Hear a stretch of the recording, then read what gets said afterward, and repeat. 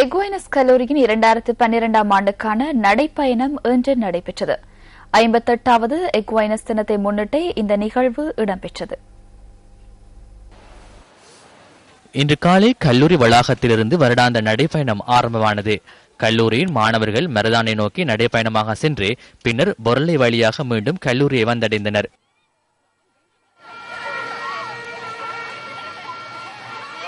இந்த நிகழ்வில் பிரதம விருந்தினராக கொழும்பு துணை ஆயர் இமானுவேல் பெர்னாண்டோ மற்றும் கொழும்பு துணை ஆயர் மேக்ஸ்மன் சில்வா ஆகியோர் கலந்து கொண்டனர்.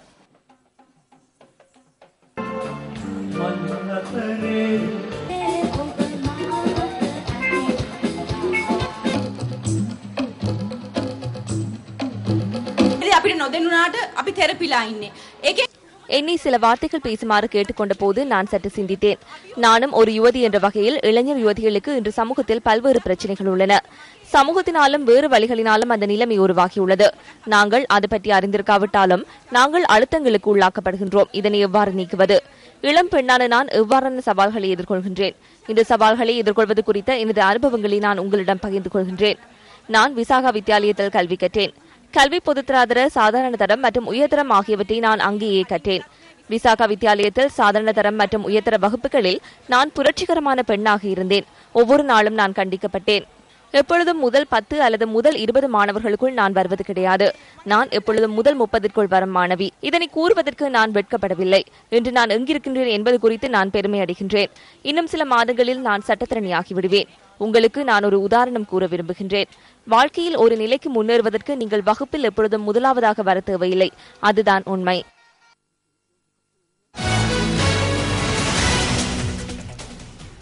இலங்கையர்கள் என்ற வகையில் ஒன்றிணைந்து செயலாற்ற வேண்டிய காலம் மலர்ந்துள்ளதாக ஐக்கிய தேசிய கட்சியின் பாராளுமன்ற உறுப்பினர் ரவி கருணாநாயக்க தெரிவிக்கின்றார். அவிசாவளியில் நடைபெற்ற நிகழ்வொன்றில் கலந்து கொண்டு உரையாற்றும் போதே அவர் இவ்வாறு தெரிவித்தார்.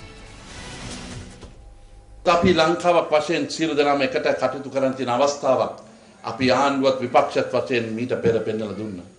නමුත් ඒ කරත් අද ජාත්‍යන්තර ලෝකයේ நாம் அனைவரும் ஒன்றிணைந்து செயற்பட வேண்டிய காலம் வந்துள்ளதாக எதிர்க்கட்சி என்ற வகையில் அரசாங்கத்துக்கு சுட்டிக்காட்டியிருக்கின்றோம். சர்வதேசம் இலங்கை குறித்து தவறான நிலைப்பாட்டில் உள்ளது. எனவே நாம் சர்வதேச நாடுகளை சாடுவதை விட நாம் அனைவரும் ஒன்றிணைந்து செயற்பட்டு இந்த பிரச்சினைக்கு தீர்வு ஒன்று காண வேண்டும். இருள் என்று சொல்லிக் கொண்டிருக்காமல் மெழுகுவர்த்தி ஒன்று ஏனும் எரிய வைத்துக் கொண்டு முன்னோக்கி செல்லும் போது இந்த சிறிய இலங்கை பல நன்மைகளை அடையும். இந்த சிறிய இலங்கை உலகத்துக்குள் இருக்கின்றது.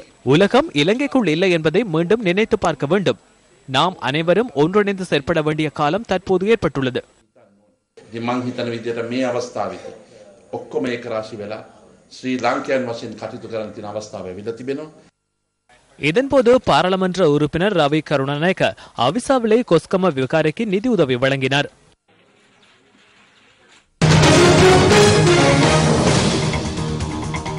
ஜெனீவா கூட்டத்தொடரில் இலங்கை தொடர்பில் நிறைவேற்றப்பட்ட பிரேரணை மற்றும் சர்வதேச அழுத்தங்கள் தொடர்பில் வெளியிடப்பட்ட சில கருத்துக்கள் அடுத்து.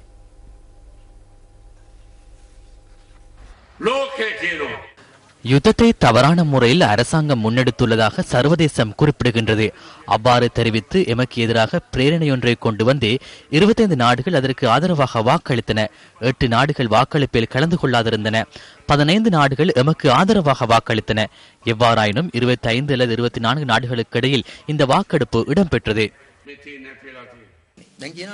எவ்வித வெட்கமுமின்றி தற்போது தோல்வியடையவில்லை என்று கூறுகின்றார்கள். 24 அல்லது 23 நாடுகள் என கூறிக்கொள்கின்றார்கள். வாக்களிக்காத நாடுகளோடு சேர்த்து பார்க்கும் போது 24 அல்லது 23 நாடுகளால் தோல்வியடைந்துள்ளது. இவ்விடத்தில் அவர்கள் உண்மையை கூறுவதில்லை.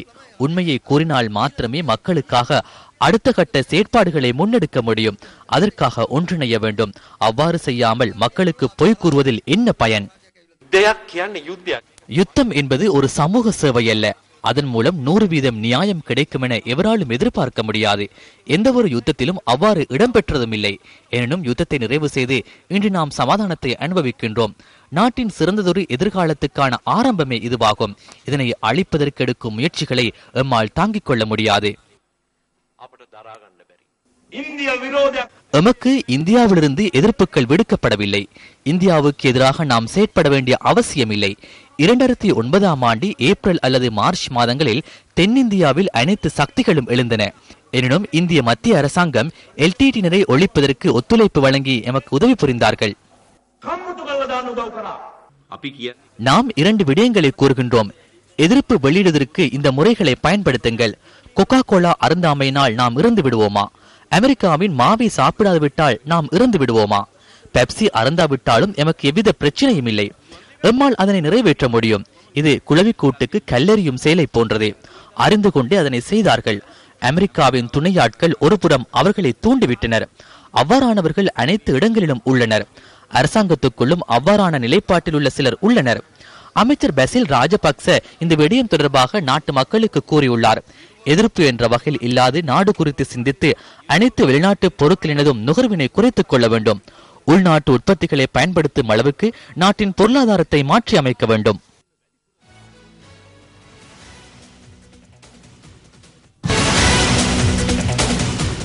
சிறுவர் இல்லத்தில் சிசு ஒன்று உயிரிழந்துள்ள சம்பவம் பண்டாரவளை பிரதேசத்தில் பதிவாகியுள்ளது.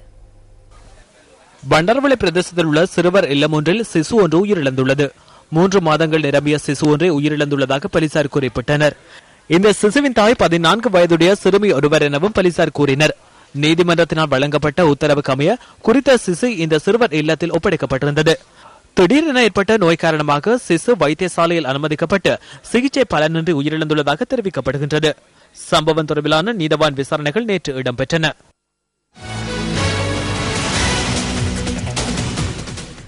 பல்பித்திகம்ப பிரதேசத்தில் இன்று நடைபெற்ற சசுன தருண வேலை திட்டத்தில் ஐக்கிய தேசிய கட்சியின் பிரதி தலைவர் சஜித் பிரேமதாச கலந்து கொண்டார்.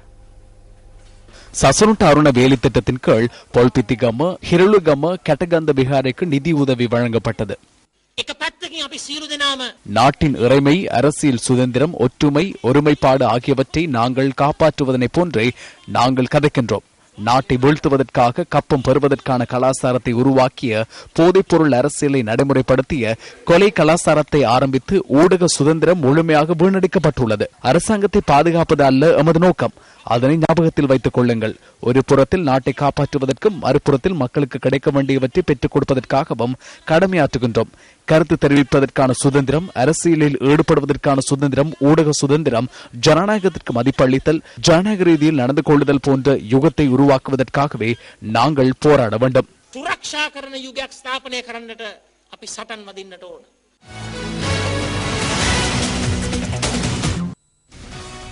செய்திகள் தொடர்கின்றன.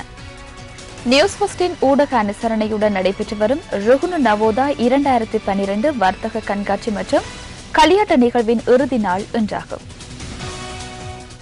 தங்காலி சிறைச்சாலை மைதானத்தில் நடைபெற்று வருகின்ற வர்த்தக கண்காட்சி மற்றும் களியாட்டத்தின் இன்றைய நிகழ்வின் போது மருதநோட்ட போட்டி ஏற்பாடு செய்யப்பட்டிருந்தது. இந்த நிகழ்விற்கு நியூஸ் ஃபர்ஸ்ட் ஊடக அனுசரணை வழங்குகின்றது. களியாட்ட நிகழ்வின் 4ஆம் நாளான நேற்று பெருந்திரளான மக்கள் வருகை தந்திருந்தனர். நியூஸ் ஃபர்ஸ்டினால் முன்னெடுக்கப்படும் திரைப்பரீட்சையில் அதிகளவிலான இளைஞர் யுவதிகள் மிகவும் ஆர்வத்துடன் பங்கு பெற்றனர். விளையாட்டுப் போட்டிகள், இசை நிகழ்ச்சிகள் உள்ளிட்ட பல நிகழ்வுகள் ருகுணு நவோதா 2012 களியாட்ட நிகழ்வில் உள்ளடக்கப்பட்டிருந்தன.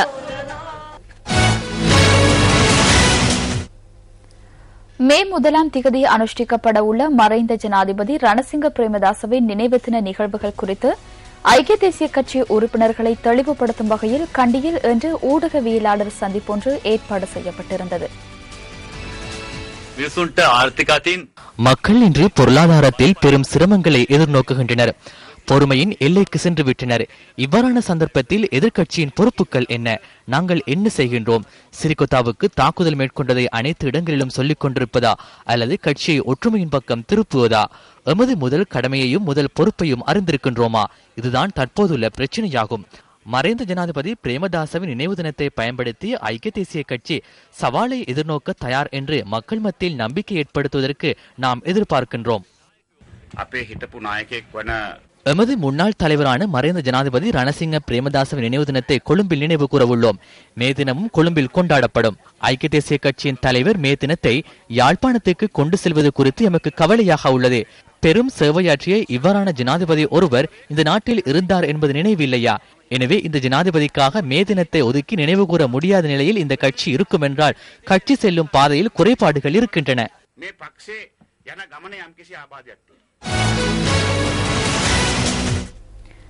இலங்கையின் இசைத்துறையில் மாபெரும் புரட்சியை ஏற்படுத்திய சக்தி சூப்பர் ஸ்டார் சீசன் 4 நேயர்களின் மத்தியில் பாரிய வரவேற்பை பெற்ற பல்சுவை நிகழ்ச்சியாகும். சக்தி சூப்பர் ஸ்டார் சீசன் 4 இறுதி 15 பேருக்குள் தெரிவான ஆற்றல் சார் போட்டியாளரான சாகித்யா ரமணனை என்டர்டைன்மெண்ட் ஃபர்ஸ்ட் என்று உங்களுக்கு அறிமுகம் செய்கின்றது.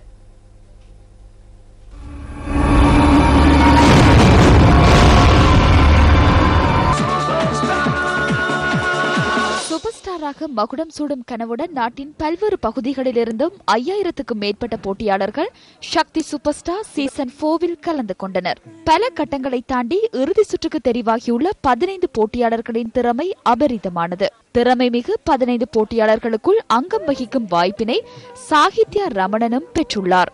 யாழ்ப்பாணம் நல்லூரை பிறப்பிடமாக கொண்ட சாகித்யா கர்நாடக சங்கீதத்தில் அதீத ஆர்வம் கொண்டவர்.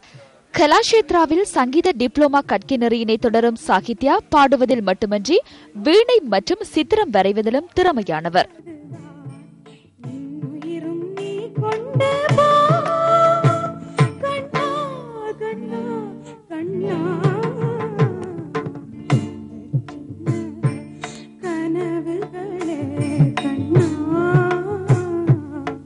சக்தி சூப்பர் ஸ்டார் மகுடத்தினை சூடும் கனவுடன் இறுதி சுற்றுக்கு தெரிவான மற்றொரு போட்டியாளர் தொடர்பான தகவல்களை நாளைய என்டர்டைன்மெண்ட் ஃபர்ஸ்டில் எதிர்பாருங்கள்.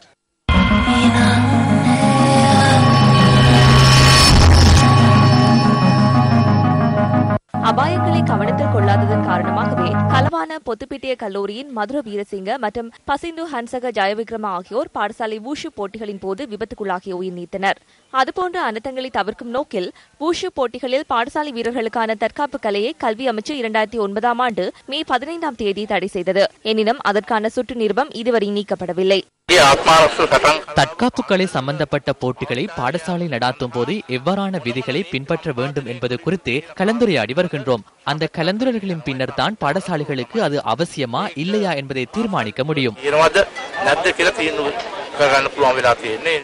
எனினும் தலைவரின் இந்த நிலைப்பாட்டை கேள்விக்குட்படுத்தியுள்ள தேசிய வூஷு சம்மேளனம் வூஷு தற்காப்பு கலையை பாடசாலை மட்டத்தில் விஸ்தரித்து வருகின்றது. இதனை விளையாட்டுத்துறை அபிவிருத்தி திணைக்களத்தின் பணிப்பாளர் நாயகம் ரஞ்சினி ஜாயக்கொடி உறுதிப்படுத்தினார். விளையாட்டுத்துறை அமைச்சர் முன்னெடுத்துள்ள சக்தி செயற்திட்டத்திலும் பாடசாலை வீரர்கள் இணைக்கப்படுவதாக அவர் கூறினார். இது கல்வி அமைச்சின் சுற்று நிருபத்தையும் தலைவரின் நிலைப்பாட்டையும் மீறும் செயலாகும்.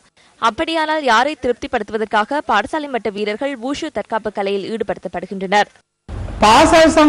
பாடசாலை சங்கத்துக்கு தடை செய்யப்பட்ட விளையாட்டு எப்படி தேசிய சம்மேளனத்துக்கு தடை செய்யப்படாதிருக்கும்? அந்த தேசிய சம்மேளனத்தை வழிநடாத்தும் தர்மகீர்த்தி என்ற நபருக்கு அந்த போட்டியை நடாத்துவதற்கு இடமளிப்பது யார்? பாடசாலை வீரர்களை சக்தி விளையாட்டு திட்டத்தில் ஈடுபடுத்தும் போது சம்பந்தப்பட்ட கல்லூரி அதிபர்களின் அனுமதியை பெற்றுக் கொள்ள வேண்டியது அவசியமாக இருக்கின்ற போதிலும் தேசிய வூஷு சம்மேளனம் அந்த நடவடிக்கையை பின்பற்றவில்லை. அதனை விளையாட்டு அபிவிருத்தி திணைக்களத்தின் வூஷு திட்ட அதிகாரி உறுதிப்படுத்தினார். கல்லூரி அதிபர்களின் அனுமதியை பெற்றுக் கொள்ளாமை மற்றும் அந்த விளையாட்டுக்காக பாடசாலை வளத்தை பெற்றுக் கொண்டமை என்பது பாரிய தவறுகள் என கல்வி அமைச்சின் பாடசாலைகள் விளையாட்டு பணிப்பாளர் ரோஹன கருணாரத்ன தெரிவித்தார். கனிஷ்ட வீரர்களுக்கு தடை என எவரேனும் ஒருவரால் தீர்மானமாக எடுக்கப்பட்டால் அது முட்டாள்தனமான செயல் என்பதனையே நான் முதலில் கூற வேண்டும். මෝඩ තීන්දුවක්. මේදි මට කියන්න තියෙන්නේ අධ්‍යාපන අමාත්‍යාංශයේ චක්‍රලේඛ වලින් අපි බැඳිලා නැහැ. இந்த விளையாட்டு சங்கங்களோடும் விளையாட்டு பயிற்றுநர்களோடும் பெரும்பாலான வர்த்தக பிரிவுகள் இணைந்துள்ளன. ஆகவே வர்த்தக பிரிவுகள் இணைந்துள்ளதால் பணத்துக்கு முன்னால் கண் தெரியாமல் போய்விடுகின்றது. நமது பிள்ளைகள் வர்த்தக பொருட்கள் அல்ல. எனவே பாதுகாப்பின்றி எவ்வித பிரயோசனமும் இல்லை. பிள்ளைகளின் பாதுகாப்பை கருத்தில் கொண்டு செயற்பட வேண்டிய நிலையில் தேசிய வூஷு சம்மேளனம் மாத்திரம் அதனை மீறி செயற்படுவதனை ஏற்றுக்கொள்ள முடியுமா? கல்வி அமைச்சின் தீர்மானத்துக்கு எதிராக தேசிய வூஷு சம்மேளனம் செயற்படுமானால் அதற்கு எதிராக நடவடிக்கை எடுக்கப்படும் என விளையாட்டுத்துறை அமைச்சர் கூறினாலும் தமது நிர்வாகத்தில் உள்ள சம்மேளனம் என்ன செய்கின்றது என்பது தொடர்பில் அறிந்திராத தலைவரும் சிநேகபூர்வமான செயலாளரும் இருக்கப்போது விளையாட்டுத்துறை தவறான வழிக்கு தள்ளப்படுவதை எப்படி நிறுத்த முடியும்? அதிகாரிகளின் தீர்மானம் தொடர்பாக கசக்கும் உண்மை தொகுப்பு அவதானத்துடன்.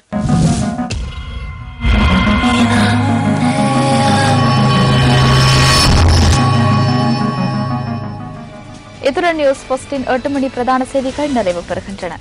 வணக்கம்.